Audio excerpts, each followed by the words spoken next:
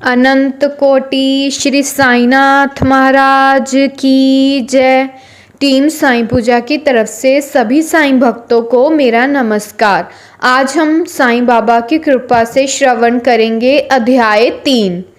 श्री साईं बाबा की स्वीकृति, आज्ञा और प्रतिज्ञा, भक्तों को कार्य संपन्न, बाबा की लीलाएं, ज्योति स्तंभ स्वरूप, मातृत्व प्रेम, रोहिला की कथा, उनके मधुर अमृतोपदेश। श्री साईं बाबा की स्वीकृति और वचन देना। जैसा कि गत अध्याय में वर्णन किया जा चुका है, बाबा ने सच्चरित्र लिखने की अनुमति देते हुए कहा कि सच्चरित्र लेखन के लिए मेरी पूर्ण अनुमति है। तुम अपना मन स्थिर कर मेरे वचनों में श्रद्धा रखो और निर्भय होकर कर्तव्य का पालन करते रहो। यदि मेरी लीलाएं लिखी गई तो अविद्या का नाश होगा तथा ध्यान व भक्ति पूर्वक श्रवण करने से दैहिक बुद्धि नष्ट होकर भक्ति और प्रेम की तीव्र लहर प्रवाहित होगी, और जो इन लीलाओं की अधिक गहराई तक खोज करेगा उसे ज्ञान रूपी अमूल्य रत्न की प्राप्ति हो जाएगी। इन वचनों को सुनकर हिमाड पंत को अति हर्ष हुआ और वे निर्भय हो गए। उन्हें दृढ़ विश्वास हो गया कि अब कार्य अवश्य सफल होगा। बाबा ने श्यामा की ओर दृष्टिपात कर कहा, जो प्रेम पूर्वक मेरा नाम स्मरण करेगा मैं उसकी समस्त इच्छाएं पूर्ण कर दूंगा। उसकी भक्ति में उत्तरोत्तर वृद्धि होगी। जो मेरे चरित्र और कृत्यों का श्रद्धा पूर्वक गायन करेगा उसकी मैं हर प्रकार से सदैव सहायता करूंगा।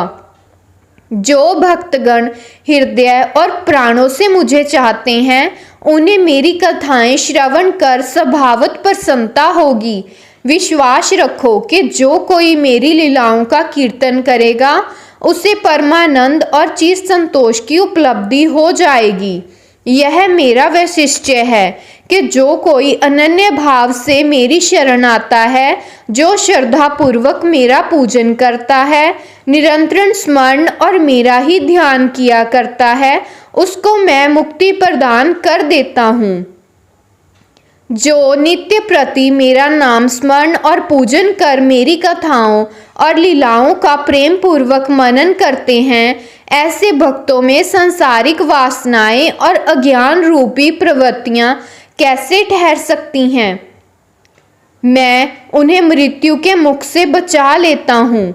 मेरी कथाएं श्रवण करने से मुक्ति हो जाएगी। अतः मेरी कथाओं श्रद्धा पूर्वक सुनो, मनन करो। सुख और संतोष प्राप्ति का सरल मार्ग ही यही है। इससे श्रोताओं के चित्त को शांति प्राप्त होगी और जब ध्यान प्रगाढ़ और विश्वास दृढ़ हो जाएगा तब अखोट चैतन्य घन से अभिन्नता प्राप्त हो जाएगी। केवल साईं साईं के उच्चारण मात्र से ही उनके समस्त पाप नष्ट हो जाएंगे। भिन्न भिन्न कार्यों की भक्तों को प्रेरणा। भगवान अपने किसी भक्त को मंदिर मठ, किसी को नदी के तीर पर घाट बनवाने, किसी को तीर्थ पर्यटन करने और किसी को भगवत कीर्तन करने एवं भिन्न भिन्न कार्य करने की प्रेरणा देते हैं। परंतु उन्होंने मुझे साईं सच्चरित्र लेखन की प्रेरणा की। किसी भी विद्या का पूर्ण ज्ञान ना होने के कारण मैं इस कार्य के लिए सर्वथा अयोग्य था। मुझे इस दुष्कर कार्य का दुस्साहस क्यों करना चाहिए। श्री साईं महाराज की यथार्थ जीवनी का वर्णन करने की सामर्थ्य किससे है। उनकी कृपा मात्र से ही कार्य संपूर्ण होना संभव है। इसीलिए जब मैंने लेखन प्रारंभ किया तो बाबा ने मेरा अह नष्ट कर दिया और उन्होंने स्वयं अपना चरित्र रचा। अतः इस चरित्र का श्रेय उन्हीं को जाता है, मुझे नहीं। जन्मत ब्राह्मण होते हुए भी मैं दिव्य चक्षुवहीनी था। अतः साईं सच्चरित्र लिखने में सर्वथा अयोग्य था। परंतु श्री हरि कृपा से क्या संभव नहीं है। मूक भी भाचाल हो जाता है और पंगु भी गिरिवर चढ़ जाता है। अपनी इच्छानुसार कार्य पूर्ण करने की युक्ति वे ही जाने। हारमोनियम और बंसी को यह आभास कहाँ कि ध्वनि कैसे प्रसारित हो रही है, इसका ज्ञान तो वादक को ही है। चंद्रकांति मणि की उत्पत्ति और ज्वार भाटे का रहस्य मणि अथवा उधि नहीं, वर्ण शशि कलाओं के घटने बढ़ने में निहित है। बाबा का चरित्र ज्योति स्तंभ स्वरूप। समुद्र में अनेक स्थानों पर ज्योति स्तंभ इसीलिए बनाए जाते हैं जिससे नाविक चट्टानों और दुर्घटनाओं से बचा जा सके और जहाज को कोई हानि ना पहुंचे। इस भवसागर में श्री साईं बाबा का चरित्र ठीक उपयुक्त भांति ही उपयोगी है। वह अमृत से भी अति मधुर और सांसारिक पथ को सुगम बनाने वाला है। जब वह कानों के द्वारा हृदय में प्रवेश करता है तब दैहिक बुद्धि नष्ट हो जाती है और हृदय में एकत्रित करने से समस्त कुशंकाएं अदृश्य हो जाती है। अहंकार का विनाश हो जाता है तथा बौद्धिक आवरण लुप्त होकर ज्ञान प्रकट हो जाता है। बाबा की विशुद्ध कीर्ति का वर्णन निष्ठापूर्वक श्रवण करने से भक्तों के पाप नष्ट होंगे। अतः यह मोक्ष का भी सरल साधन है। सतयुग में शम तथा दम, त्रेता में त्याग, द्वापर में पूजन और कलयुग में भगवत कीर्तन ही मोक्ष का साधन है। यह अंतिम साधन चारों वर्णों के लोगों को साध्य है। अन्य साधन योग, त्याग, ध्यान, धारणा आदि आचरण करने में कठिन है, परंतु चरित्र तथा हरि कीर्तन का श्रवण और कीर्तन करने से इंद्रियों की स्वाभाविक व्यासक्ति नष्ट हो जाती है और भक्त वासना रहित होकर आत्म साक्षात्कार की ओर अग्रसर हो जाता है। इसी फल को प्रदान करने के हेतु उन्होंने सच्चरित्र का निर्माण कराया। भक्तगण अब सरलता पूर्वक चरित्र का अवलोकन करें और साथ ही उनके मनोहर स्वरूप का ध्यान कर गुरु और भगवत भक्ति के अधिकारी बने तथा निष्काम होकर आत्म साक्षात्कार को प्राप्त हो। साईं सच्चरित्र का सफलता पूर्वक संपूर्ण होना यह साईं महिमा ही समझे। हमें तो केवल एक निमित्त मात्र ही बनाया गया है। मात्र तो प्रेम। गाय का अपने बछड़े पर प्रेम सर्वविदित ही है। उसके स्तन सदैव दुग्ध से पूर्ण रहते हैं और जब भूखा बछड़ा स्तन की ओर दौड़कर आता है तो दुग्ध की धारा स्वतः ही प्रवाहित होने लगती है। उसी प्रकार माता भी अपने बच्चे की आवश्यकता का पहले से ही ध्यान रखती है और ठीक समय पर स्तनपान कराती है। वह बालक का श्रृंगार उत्तम ढंग से करती है, परंतु बालक को इसका कोई भान ही नहीं होता। बालक के सुंदर श्रृंगार को देखकर माता के हर्ष का पारावार नहीं रहता। माता का प्रेम विचित्र, असाधारण और निस्वार्थ है, जिसकी कोई उपमा नहीं है। ठीक इसी प्रकार सद्गुरु का प्रेम अपने शिष्य पर होता है। ऐसा ही प्रेम बाबा का मुझ पर था और उदाहरणार्थ वह निम्न प्रकार है। सन 1916 में मैंने नौकरी से अवकाश ग्रहण किया। जो पेंशन मुझे मिलती थी वह मेरे कुटुंब के निर्वाह के लिए अपर्याप्त थी। उसी वर्ष गुरु पूर्णिमा के दिवस में मैं अनय भक्तों के साथ शिरडी गया। वहां अन्ना चिंचनी करके स्वतः ही मेरे लिए बाबा से इस प्रकार प्रार्थना की, इनके ऊपर कृपा करो। जो पेंशन इन्हें मिलती है वह निर्वाह योग्य नहीं है। कुटुंब में वृद्धि हो रही है, कृपा और कोई नौकरी दिला दीजिए ताकि इनकी चिंता दूर हो और ये सुखपूर्वक रहें। बाबा ने उत्तर दिया कि इन्हें नौकरी मिल जाएगी, परंतु अब इन्हें मेरी ही सेवा में आनंद लेना चाहिए। इनकी इच्छाएं सदैव पूर्ण होंगी। इन्हें अपना ध्यान मेरी ओर आकर्षित कर अधार्मिक तथा दुष्ट जनों की संगति से दूर रहना चाहिए। इन्हें सबसे दया और नम्रता का बर्ताव और अंतःकरण से मेरी उपासना करनी चाहिए। यदि ये इस प्रकार आचरण कर सके तो नित्यानंद के अधिकारी हो जाएंगे। रोहिला की कथा। यह कथा श्री साईं बाबा के समस्त प्राणियों पर समान प्रेम की सूचक है।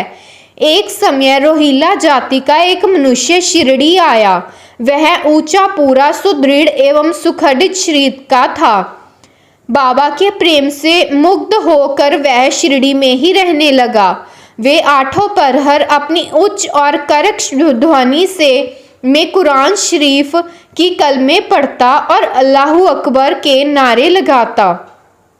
शिरडी के अधिकांश लोग खेतों में दिन भर काम करने के पश्चात जब रात्रि में घर लौटते तो रोहिला की कर्कश पुकारें उनका स्वागत करती। इस कारण उन्हें रात्रि में विश्राम न मिलता, जिससे वे अधिक कष्ट असहनीय हो गया। तब उन्होंने बाबा के समीप जाकर रोहिला को मनाकर इस उत्पत्ति को रोकने की प्रार्थना की। बाबा ने उन लोगों की इस प्रार्थना पर ध्यान न दिया। इसके विपरीत गांव वालों को आड़े हाथों लेते हुए बोले कि वे अपने कार्य पर ध्यान दें और रोहिला की ओर ध्यान ना दें। बाबा ने उनसे कहा, रोहिला की पत्नी बहुत ही बुरे स्वभाव की है और वह रोहिला को तथा मुझे अधिक कष्ट पहुंचाती है, परंतु वह उसके कलमों के समक्ष उपस्थित होने का साहस करने में असमर्थ है और इसी कारण वह शांति और सुख में है। यथार्थ में रोहिला की कोई पत्नी ही ना थी। बाबा के संकेत केवल कुविचारों की ओर था। अन्य विषयों की अपेक्षा बाबा प्रार्थना और ईश्वराराधना को महत्व देते थे।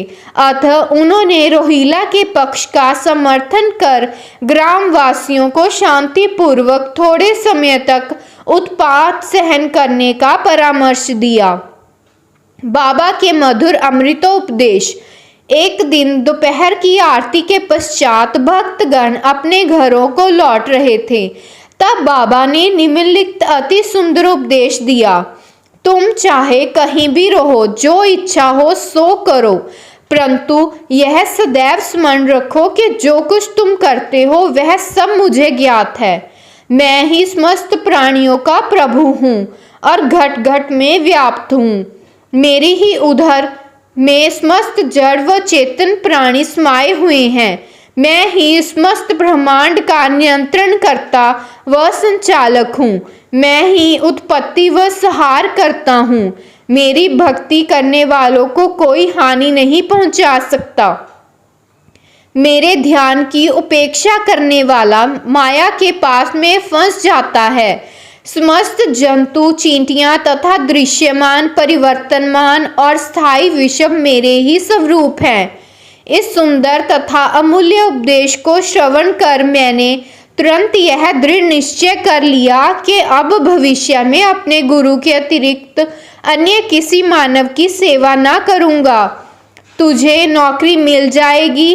बाबा के इन वचनों का विचार मेरे मस्तिष्क में बार बार चक्कर काटने लगा।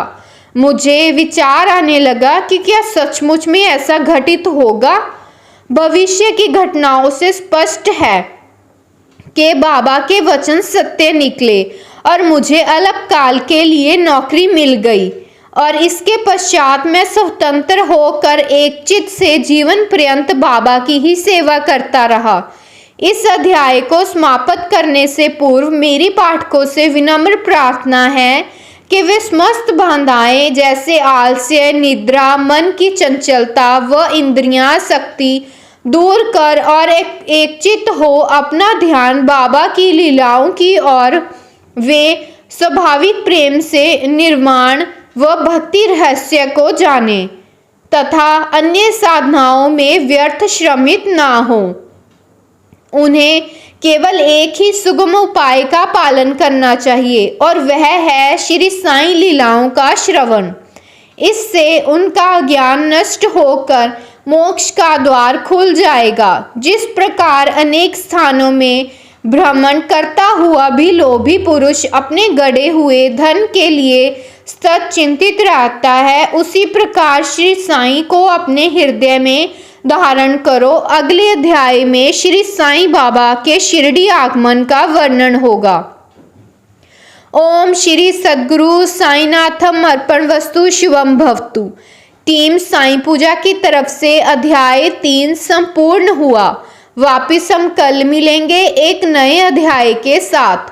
ओम साईं राम, जय साईं राम। अनंत कोटि ब्रह्मांड नायक राजाधिराज योगीराज परब्रह्म श्री सद्गुरु साईनाथ महाराज की जय। ओम साईं राम, जय साईं राम।